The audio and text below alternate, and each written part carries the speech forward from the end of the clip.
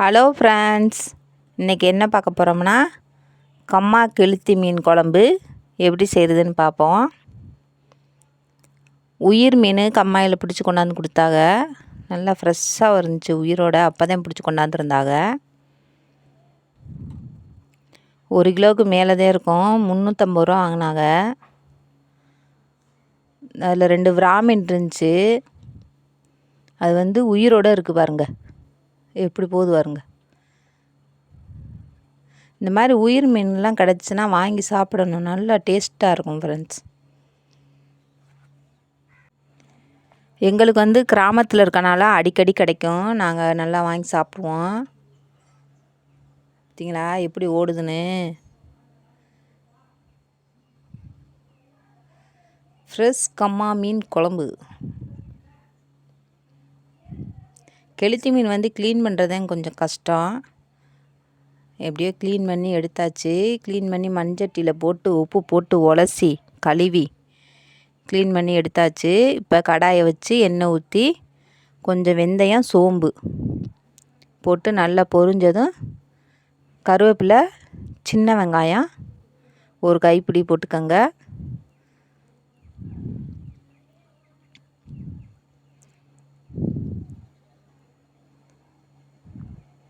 புளி கொஞ்சம் கரைச்சி வச்சுருக்கோம். இப்போ இந்த சின்ன வெங்காயம் நல்லா பொன்னிறமாக வதங்கணும்.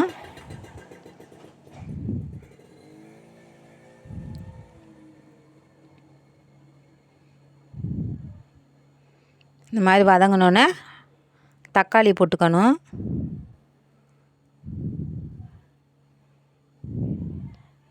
பார்த்தீங்களா மீன் எப்படி கழுவி வச்சுருக்கோம்னு.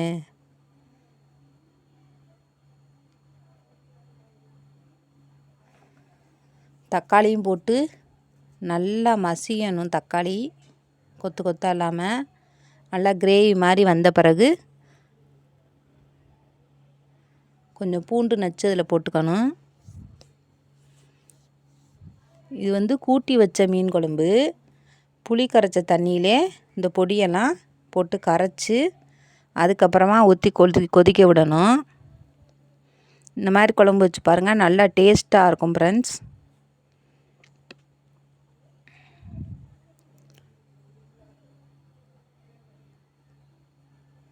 ஏன்னா புளியை கரைச்சி அதை இருத்து வச்சுக்கிட்டு அதில் கொஞ்சம் மஞ்சத்தூள்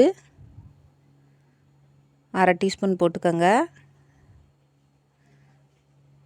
மல்லித்தூள் 3 டீஸ்பூன் போட்டுக்கோங்க. மிளகாய்த்தூள் 3 டீஸ்பூன்.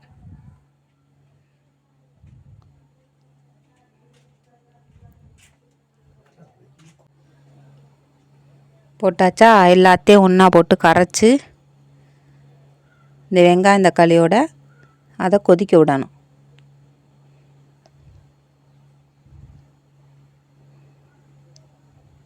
இந்த மாதிரி கரைச்சி விட்டு வச்சு பாருங்கள். தேவையான அளவு உப்பு போட்டுக்கோங்க. எல்லாத்தையும் ஒன்றா போட்டு கரைச்சிட்டு இந்த வெங்காயம் தக்காளி வதங்கினதில் அதை ஊற்றி கொதிக்க விடணும். அரிசி கழுவுன தண்ணியில் புளி ஊற வச்சிங்கன்னா நல்லா டேஸ்ட்டாக இருக்கும்.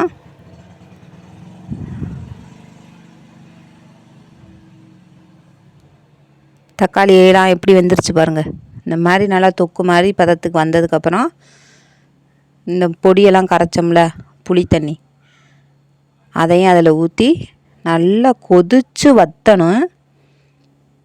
இது பாதிக்கு பாதி வற்றினதுக்கப்புறம் தான் மீனை போடணும். மீனை போட்டு ஒரு கொதியில் இறக்கிடணும்.